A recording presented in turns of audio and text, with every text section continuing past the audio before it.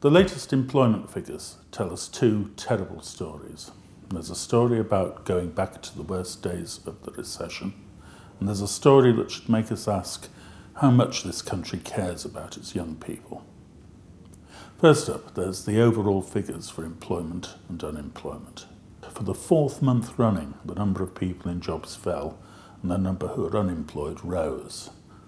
The fall in employment in this month's figures was the biggest since July 2009. This was the second month running when the quarter-on-quarter fall was over 100,000.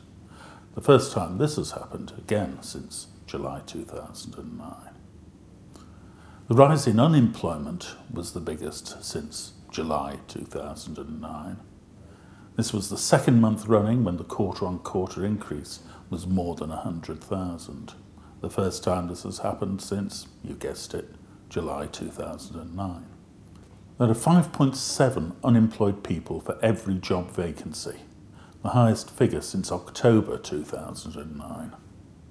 The other story in this month's figures is what is happening to young people. There are 1,016,000 unemployed people aged under 25. The first time this figure's gone over 1 million since the 1980s. And there are 259,000 young people who've been unemployed for more than a year, the highest figure since 1993.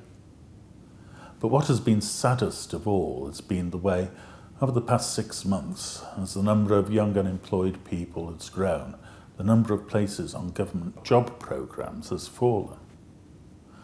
Not everyone on these schemes is a young person, of course, but they tend to be more likely to be put on them than anyone else. And during the recession, as youth unemployment rose, so the last government created new programmes to help young people.